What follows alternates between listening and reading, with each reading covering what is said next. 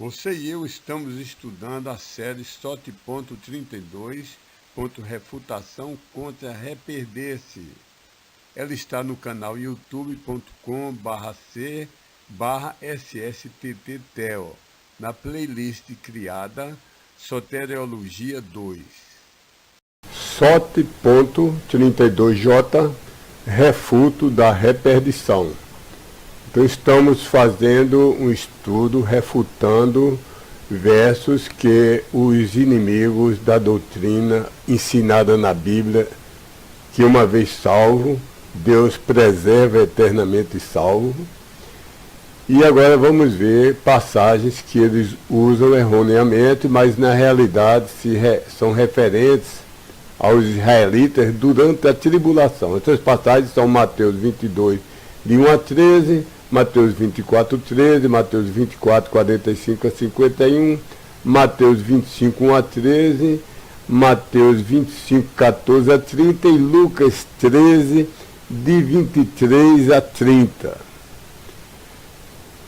Respondendo a quem perguntar, Célio, como você escaparia dessas passagens onde Deus diz que um crente das igrejas pode perder a salvação? Ele deu, mas pode perder.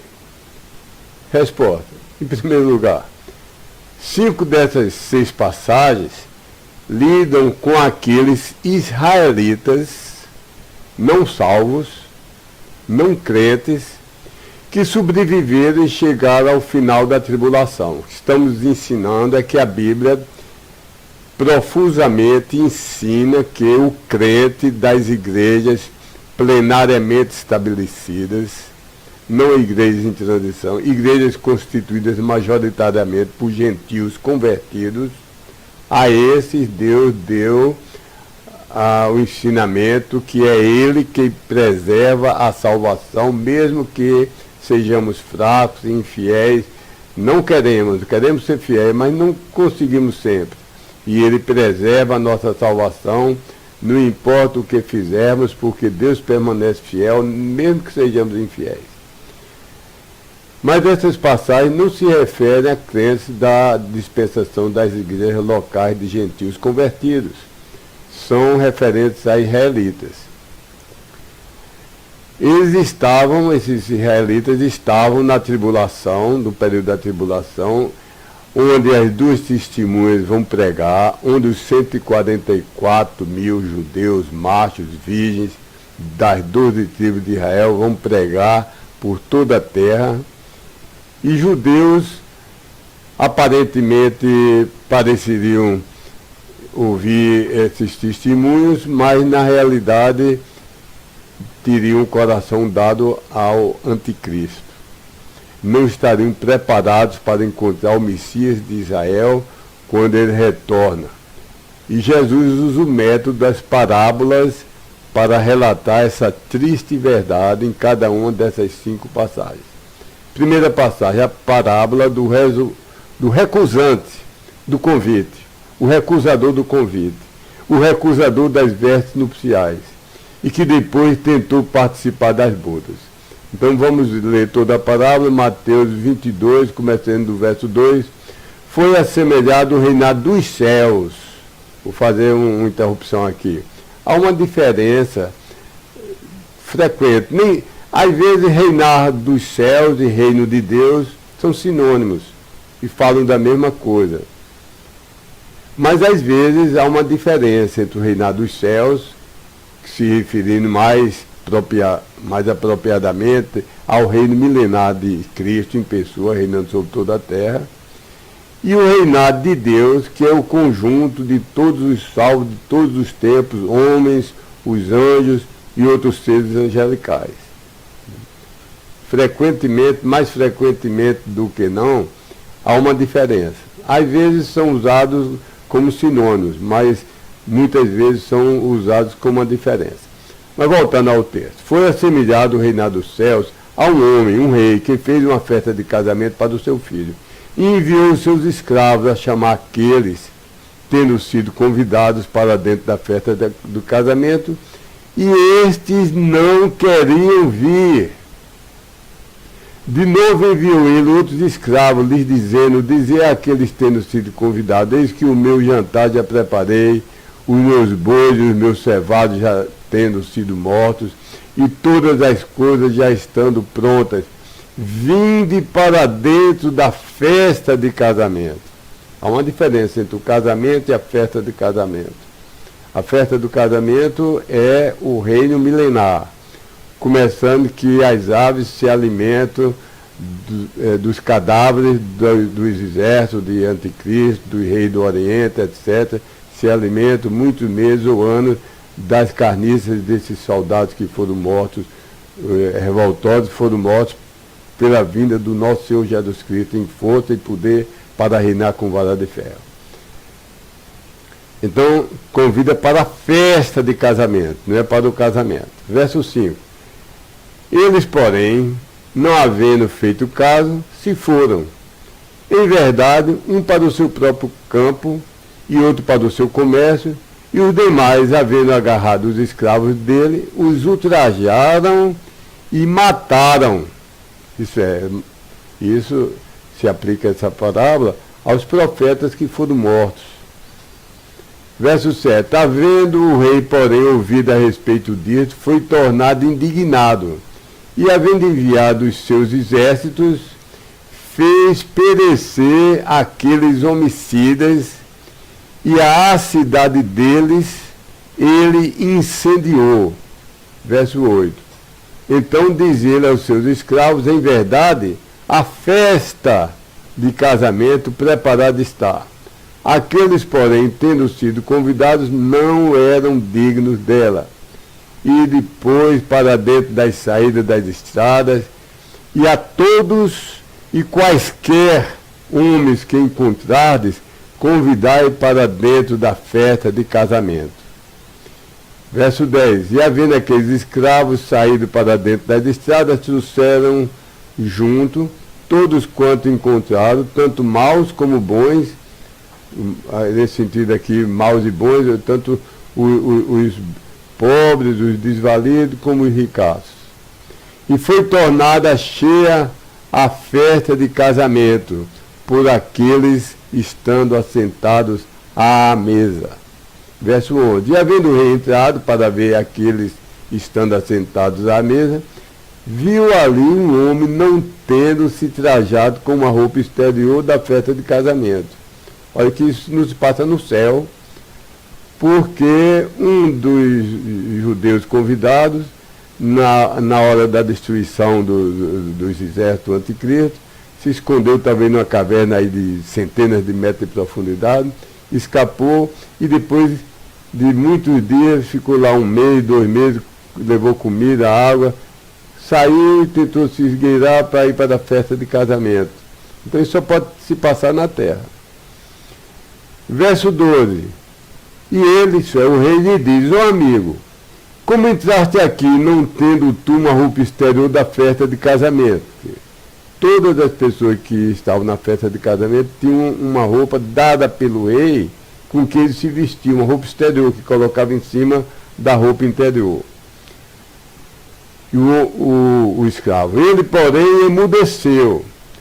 Verso 13, então disse o rei aos seus serviçais, havendo amarrado os seus pés e mãos, levai-o embora e lançai-o fora para dentro da treva mais exterior, ali haverá o pranto e o ranger dos dentes.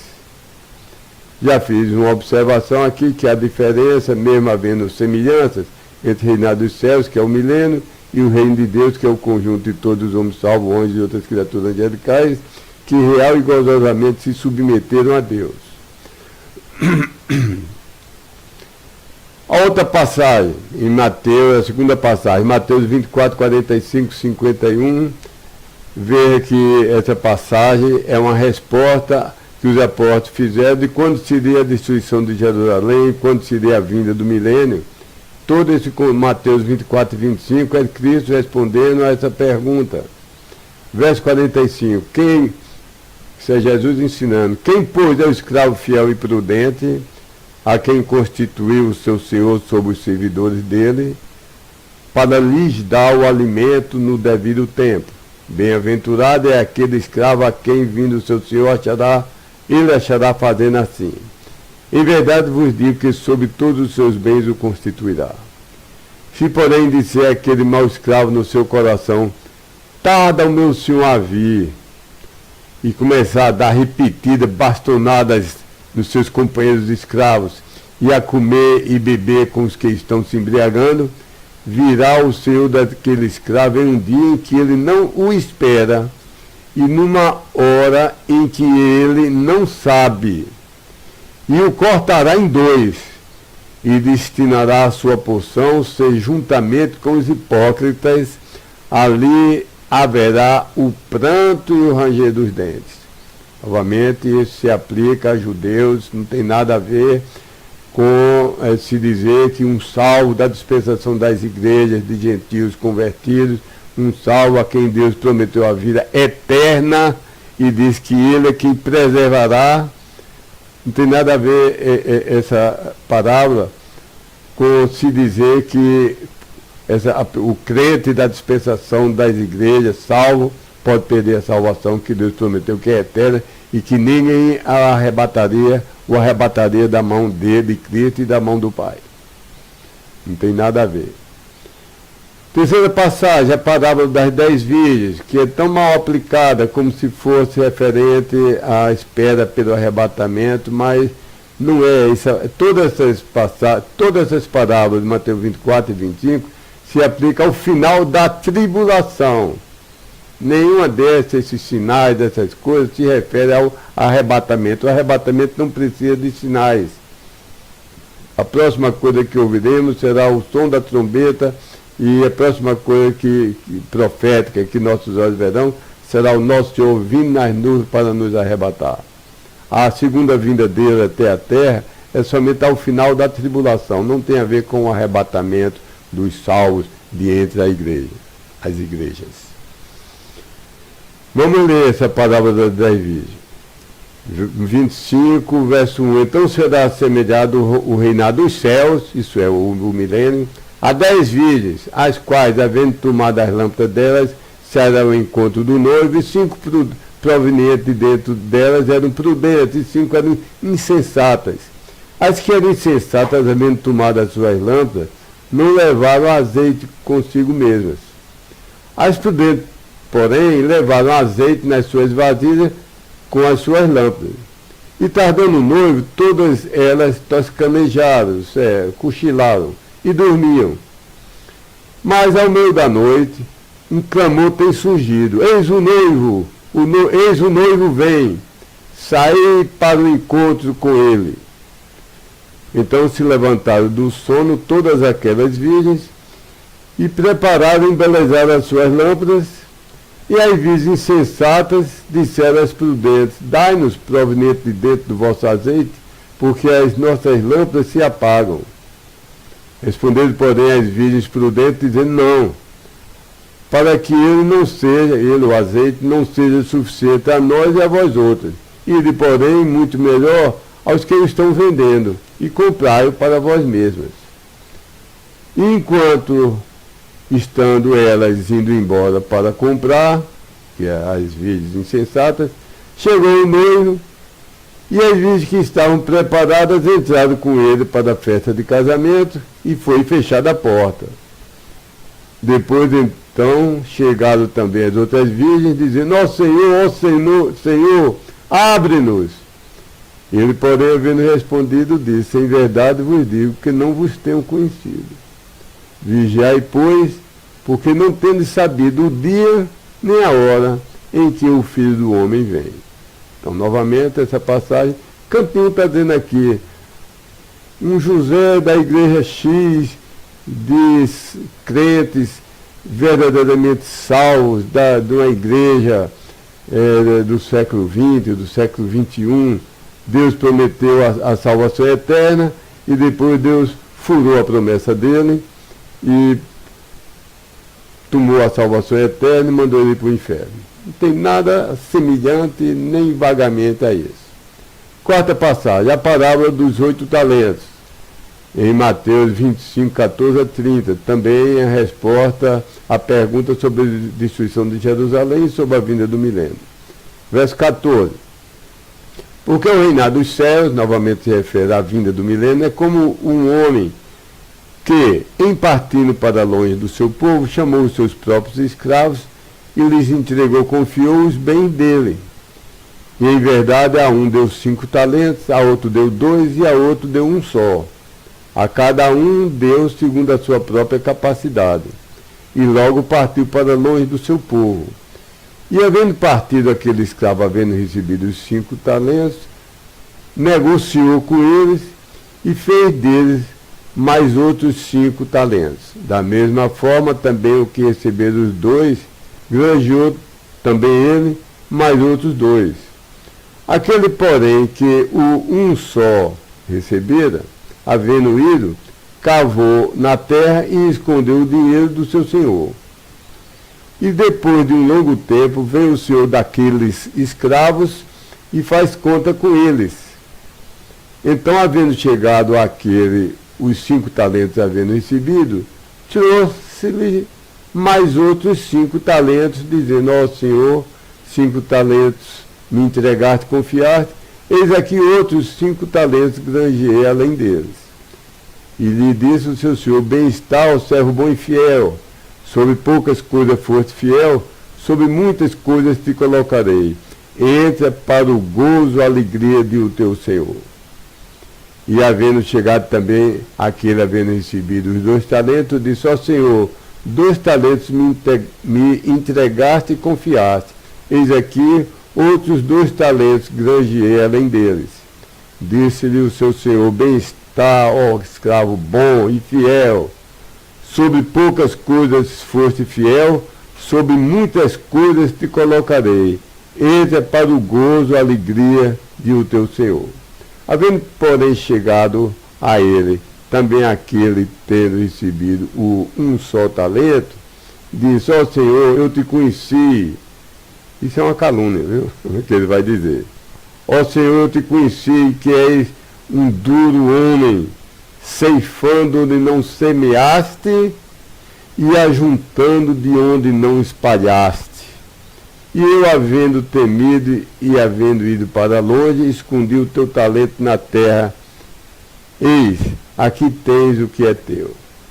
Havendo, porém, respondido, o seu senhor lhe disse: ó mau e negligente escravo, tinhas sabido que eu ceifo onde não semeei e ajunto onde não espalhei?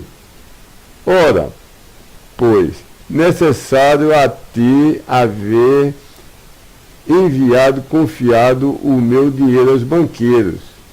E havendo eu vindo, eu recebi o meu próprio dinheiro juntamente com os juros. Tirai, pois, para longe dele o talento, e dai-o àquele que está tendo os 10 talentos. Porque a todo aquele que está tendo será dado e terá em abundância, mas proveniente de junto daquele que não está tendo, até mesmo o que tem será tirado para longe dele.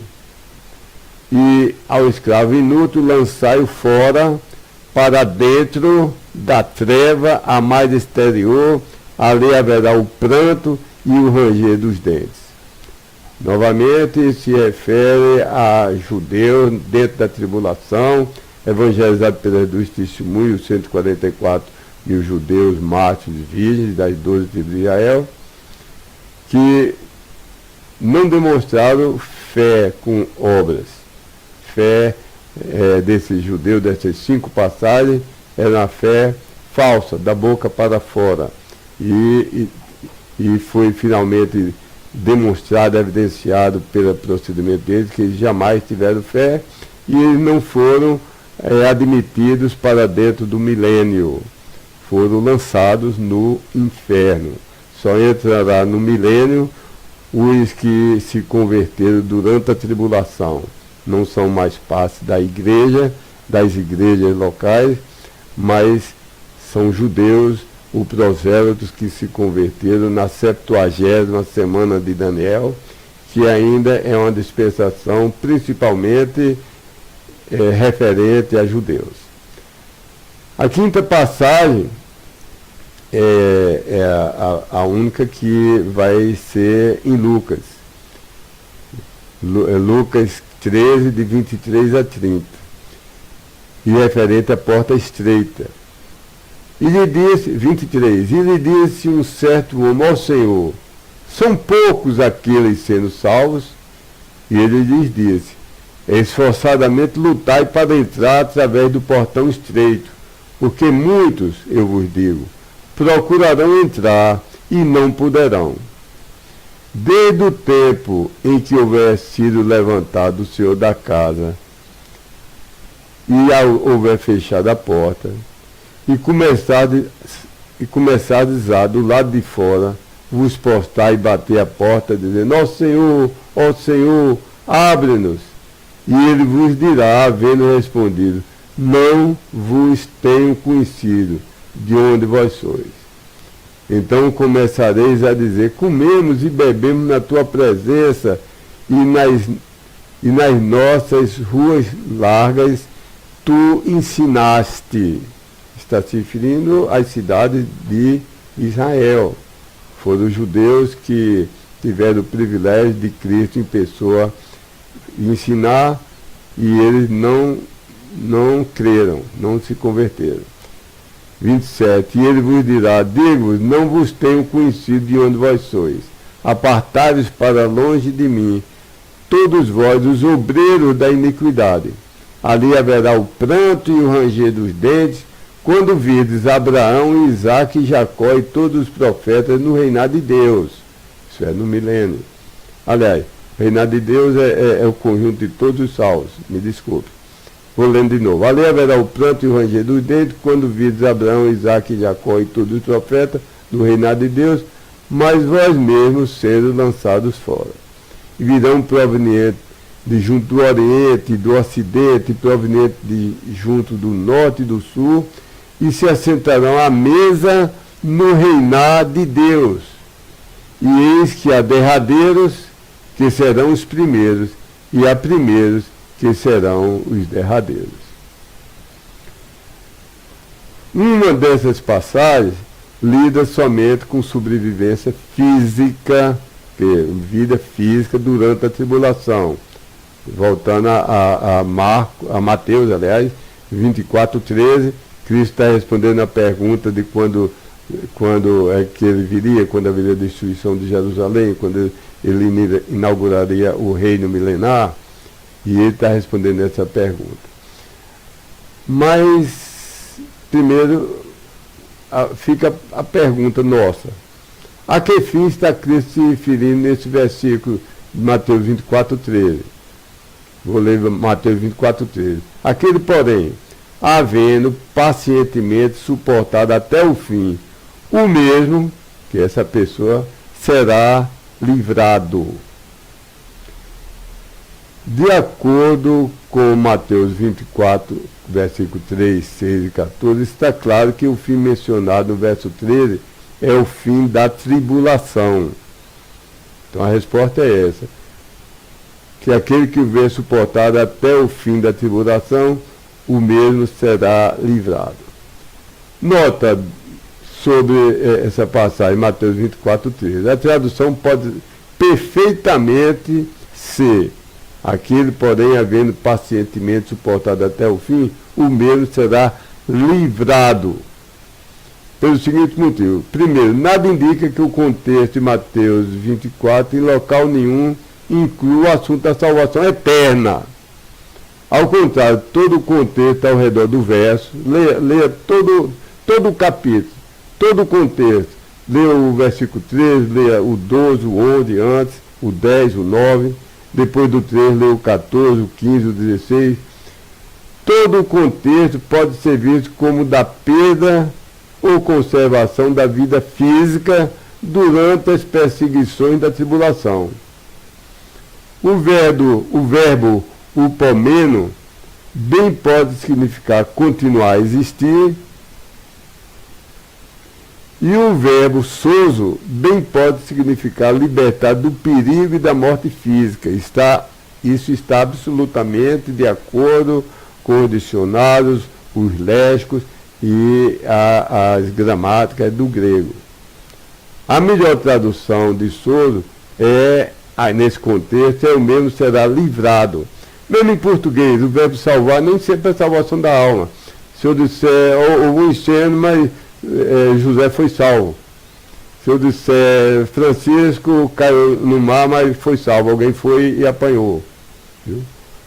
O fulano foi acometido de uma doença mortal, mas os médicos salvaram. Muitas vezes o contexto de salvar é libertar de um perigo, libertar de ladrões, libertar de uma situação aflitosa, libertar de uma doença, libertar do cativeiro. Então, mesmo em português, como em grego, o verbo sozo pode significar curar também, libertar de uma doença. Então, a melhor tradução aqui é o sentido de livrar, no sentido de salvação física em vida física. Mas mesmo se a tradução de Souza aqui tivesse de ser o mesmo será salvo no sentido da eterna salvação do espírito, alma e corpo, note que a passagem se refere à tribulação.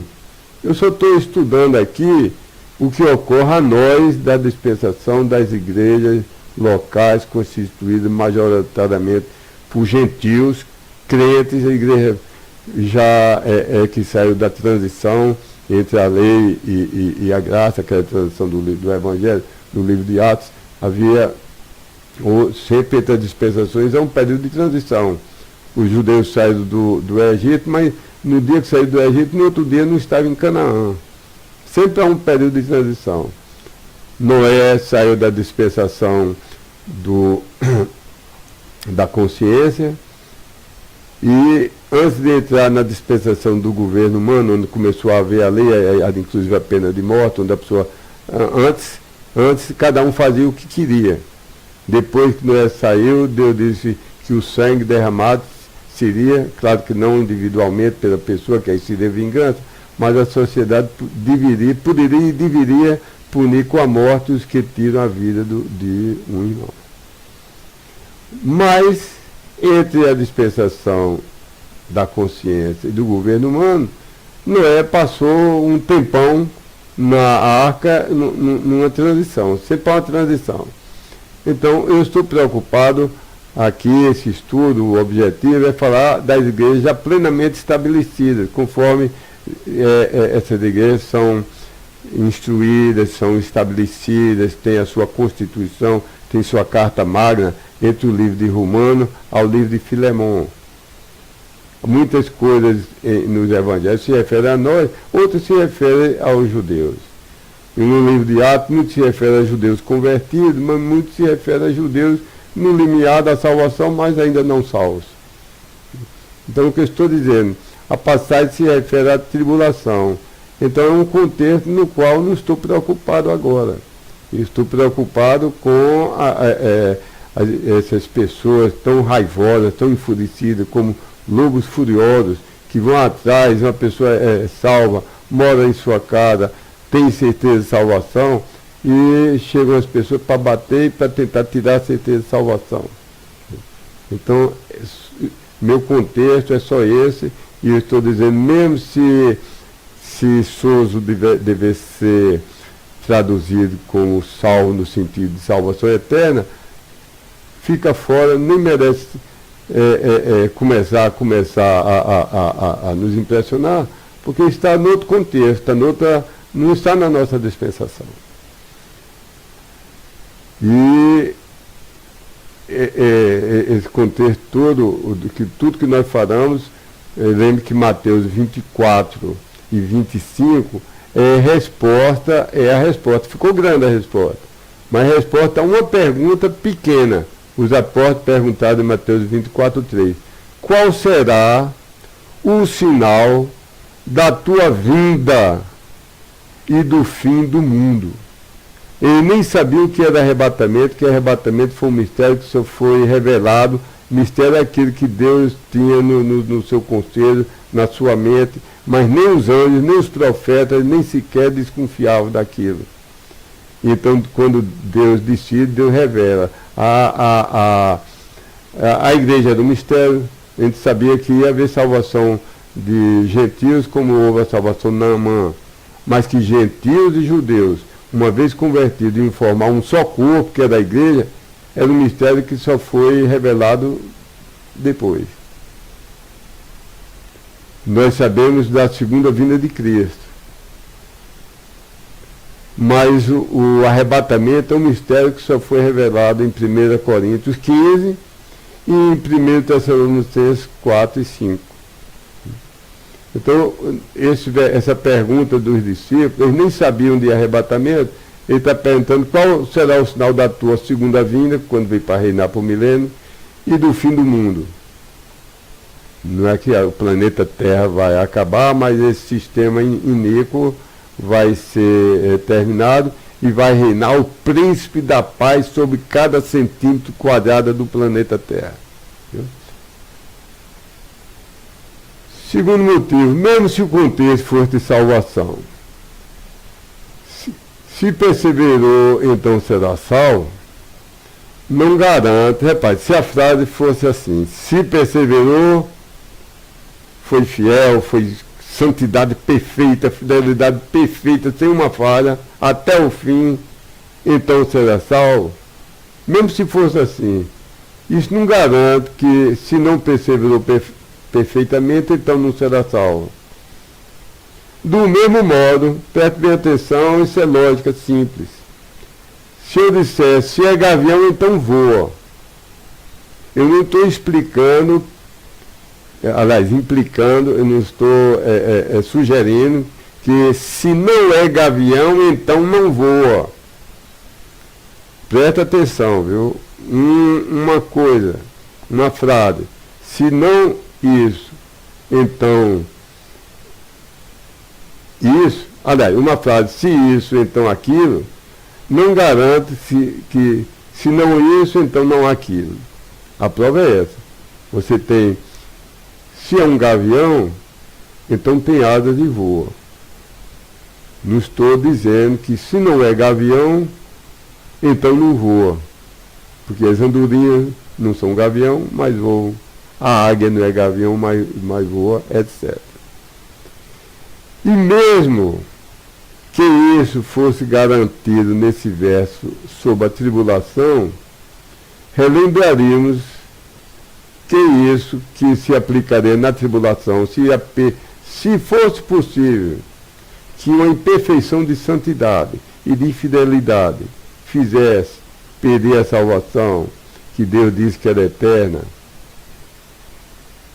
isso não implicaria que o que ocorre na tribulação ocorre na nossa atual dispensação. Mais um argumento.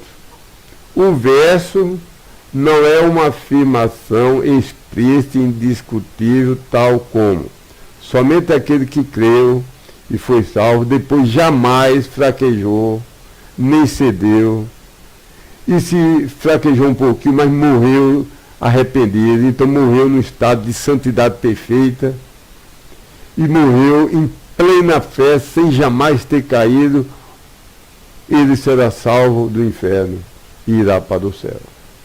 O passagem não diz isso. Contraste com a indiscutibilidade da preservação da salvação eternamente, porque é promessa de Deus, e quem em Deus não crê nas suas promessas, mentiroso faz, como diz em 1 João. Contraste isso com a clareza, a explicitude,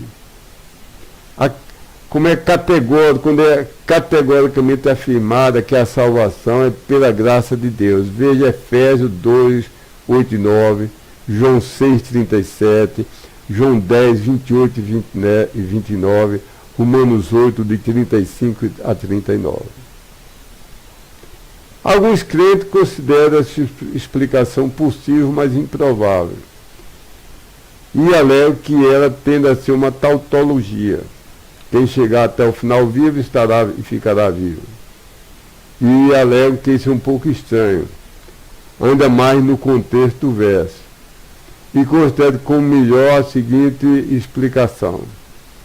consideramos mais coerente tomar perseverar como se referir na fé, que é incessante, acompanhada e validada por atos devidamente comprobatórios, e é melhor tomar salvo como se referindo à salvação do inferno para o céu. E isso porque não está provado que todos os detalhes do método de Deus salvar e preservar pessoas sempre foram exatamente iguais nos mais finos detalhes de exteriorização de salvação aos da atual dispensação das igrejas locais. Há crentes que creem que na tribulação a salvação é pelas obras. Eu não creio assim. Eu creio que sempre a salvação é pela fé, nada mais do que a fé. A Bíblia nos leva a acreditar que os salvos da tribulação precisarão ter um tipo de fé verdadeira, isso aí está certo. Aquela que fora da dispensação das assembleias locais, Deus determinou que fosse comprovada por certo ato. Por exemplo, quem diz que aceitou Cristo na tribulação, mas vai lá no escritório do anticristo e diz, por favor, para não sofrer perigo, bota a sua marca aqui na minha mão, bota na mão e bota na testa. A fé desse é salva, eu acredito nisso. E então há quem acredita que pode perder salvação na tribulação. Eu não acredito. Acho que a fé que pseudo-fé, mas que manda colocar a marca na mão ou na testa, é falsa fé. A passagem não se refere à atual dispensação, mas sim à tribulação. Porque a pergunta foi essa, qual será o sinal da tua vinda e do fim do mundo? E se refere a judeus na tribulação. Portanto, a passagem, ser como for, ou da minha maneira, ou da maneira desses crentes, talvez dispensacionalistas demais, ultradispensacionalistas, mas de uma maneira ou outra a passagem em nada afeta a doutrina que o salvo da atual dispensação, que é o que está me interessando nesse estudo é o crente, o salvo da atual dispensação. De uma maneira ou de outra, não aprova que o crente da atual dispensação das igrejas locais tem sua salvação posta em risco. Meu amigo que está ouvindo, Deus abençoe para você entender. Se você tinha dúvida de preservação, Deus manteria sua salvação. Por causa desses 6 versículos que nós estudamos aqui, você entenda que isso se aplica a judeus, lá noutra dispensação, no intervalo entre dispensações, lá na tribulação, e você repor, estuda os 114 versos que eu falei, que explicitamente, categoricamente, usando as exatas palavras, diz se creu, se confessou, se arrependeu, se me recebeu, eu garanto, tem a vida eterna, vida que jamais acaba, nunca será arrebatado da minha mão, nem da mão do meu Pai. Deus abençoe para você que crê na promessa que foi dada para essa dispensação.